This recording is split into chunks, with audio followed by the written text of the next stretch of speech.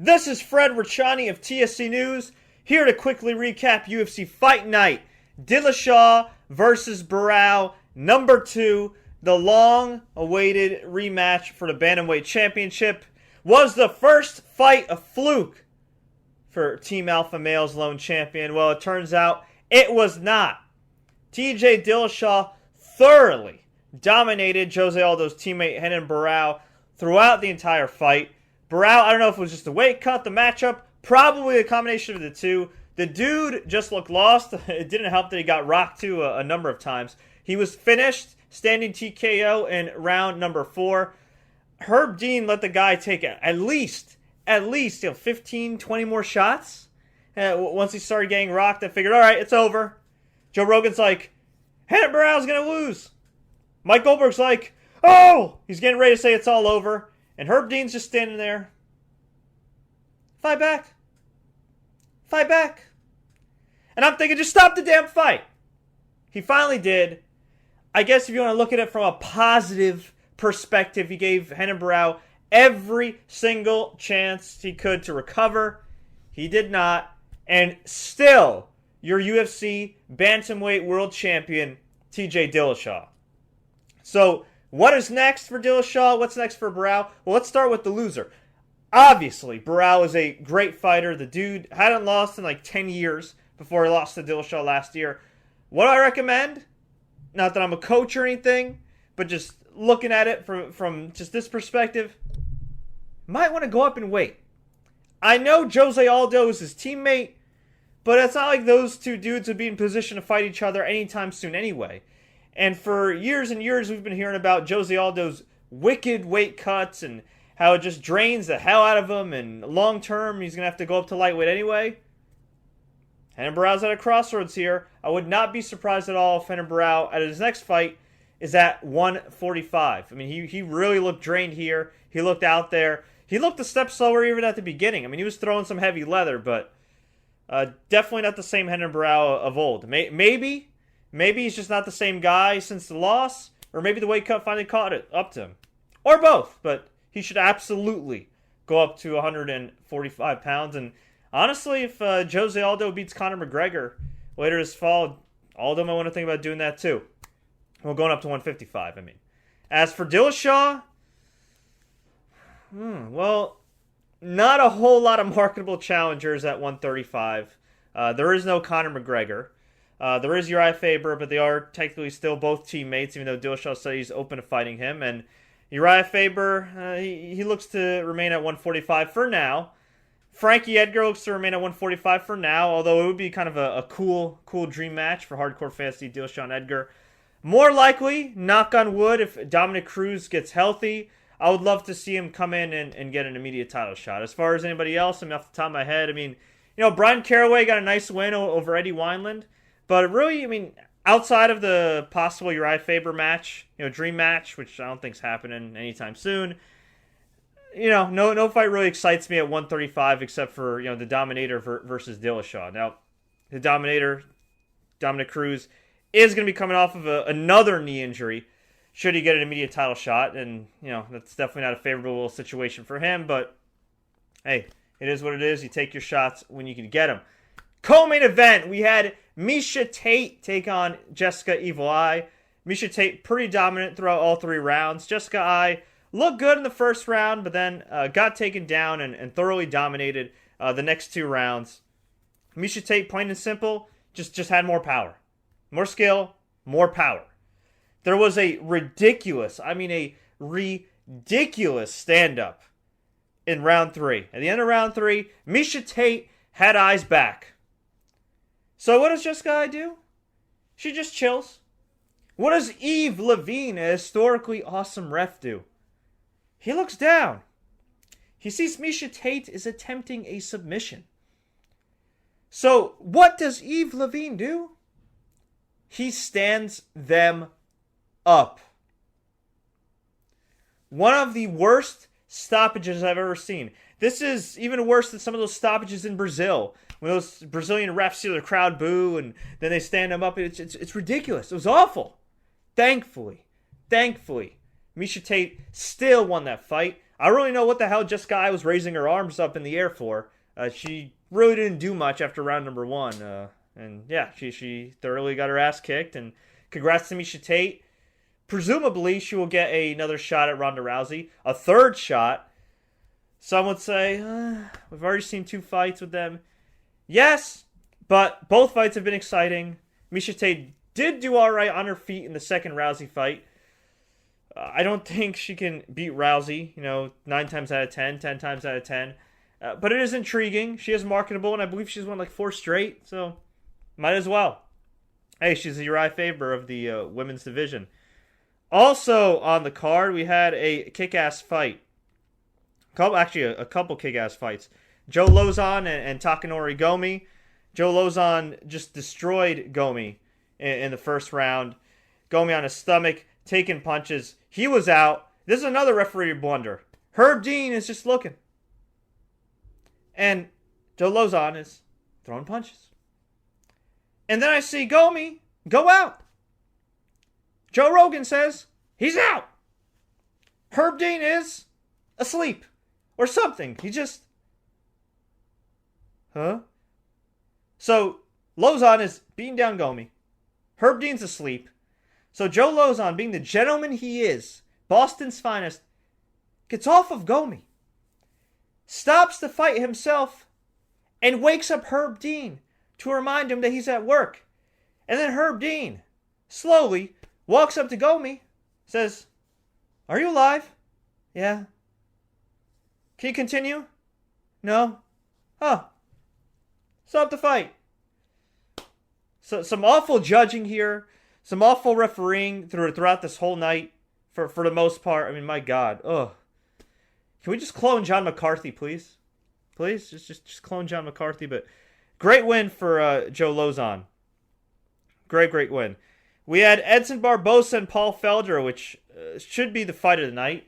If there was still a fight of the night bonus. I know they mostly give performance of the night bonuses. This is awesome. Just really, really high-level MMA. Both guys trading wicked kicks, wicked punches. I mean, just very high-level striking. It's as if both men, before they came into the octagon, made a gentleman's agreement to not do any wrestling whatsoever. Barboza's switch kicks, my God. Just brutal. Felder's body... Oh, red here. Oh, God. There was a moment, I believe, in the first round where Barboza went for a spin kick and kicked Felder right in the groin. Okay? Imagine like the kick, the spinning wheel kick he used to knock out Terry Adam a couple years back. It was that. Only to the groin. And Felder inexplicably took less than 5 minutes to recover. I mean, hey, look, he still fought a great fight and everything. He may still get a bonus. But goddamn. Dude, you got spin wheel kicked in the balls. Take the full 5 minutes. Well, he continued. He is a lot tougher than you and me times 1,000, but ultimately he lost via decision to Barboza. Close fight. Great fight. A little disappointed Felder didn't shake hands with Barboza. He just walked out of the cage. I thought that was kind of lame. I mean, listen, dude, it's a close fight. Ish happens. Hey. It is what it is. In the main event of the prelims, we had one of the more likable fighters in the UFC, Filthy Tom Lawlor, after a 2-year absence, knocked the hell out of former Ring of Combat heavyweight champion Gian Villante in the second round. Villante was opening him up in the first round, throwing these heavy leg kicks. I wouldn't say they were Jose Aldo or Edson Barboza class, but they were pretty damn heavy. And in the second round, Lawlor just tagged him, bum rushed him on the ground. Stoppage, a little fast. Just a little fast. But great comeback for Tom Lawlor. He said he is not a joke. And he's here to make one last great run in the light heavyweight division, moving up from 185. While I've never met the man, him and I have many mutual friends in the pro wrestling mixed martial arts world and the podcasting world. He hosts a great podcast with Frower O'Brien as well as Brian Alvarez. So congrats to him. Nice to see one of the good guys get the win here tonight. We had Killaby Ben Saunders beat Kenny Robertson via split decision. This was a really, really good fight.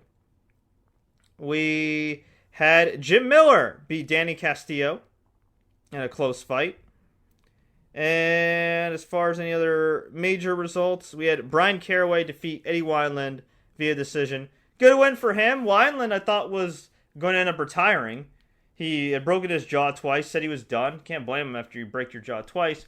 But he came back here, had a solid performance. But Miesha Tate's boyfriend got the win, and then he later cornered her to victory. So overall, a pretty damn good card. Solid prelims. I don't want to say it was great, but solid prelims. A great prelims main event with Tom Lawlor and Gian Villante. An awesome free card on Big Fox. And, well, what's next? Ronda Rousey taking on Betch Correia, the killer of the Four Horsewomen. Speaking of the Four Horsewomen, Jessamyn Duke lost again to Elizabeth Phillips.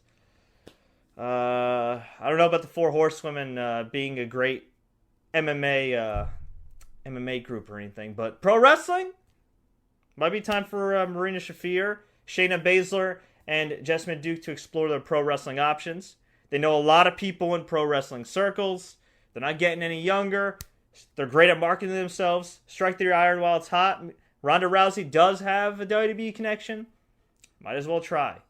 Look, I'm not saying Jessamyn Duke isn't at least a semi-decent MMA fighter, but I think it's safe to say at this point, she is not UFC caliber, unfortunately. But again, overall, great card. Go out of your way to see it. Next up, next weekend, Ronda Rousey taking on Betch Correia. This is like the equivalent of John Cena taking on R-Truth.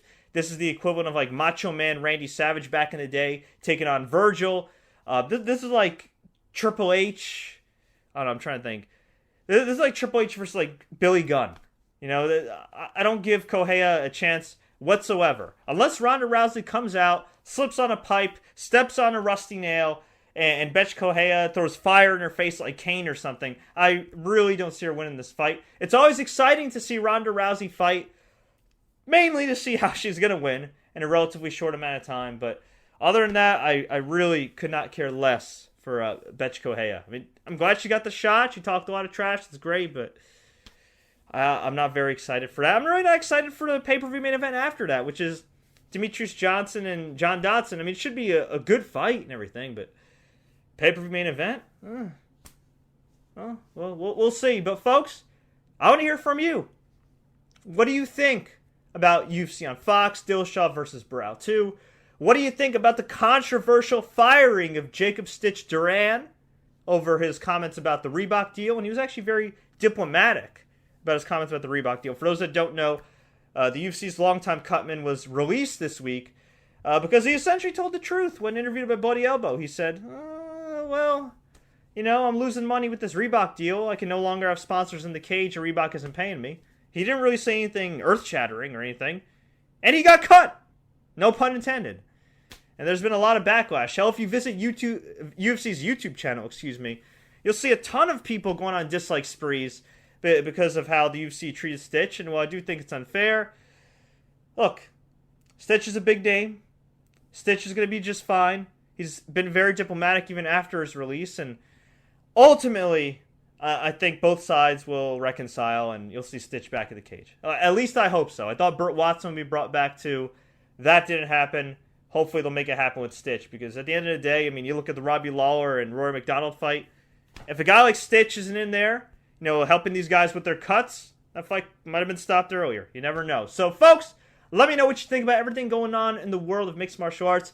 If you enjoyed this recap, please click the like button. Please share this with all your friends. Please do not forget to subscribe for more exclusive MMA updates, plus in-depth MMA interviews of your favorite stars, such as Ken Shamrock, Frank Shamrock, Rampage Jackson, King Mo, Rich Ace Franklin, Chael Sonnen, and many, many more. The list goes on and on and on and on. Wrestling fans, I just uploaded a new podcast with Victor Sosa talking all the latest of NXT versus ROH, as well as SummerSlam. So check all that out. So until next time, everybody, woo! As always, enjoy the matches.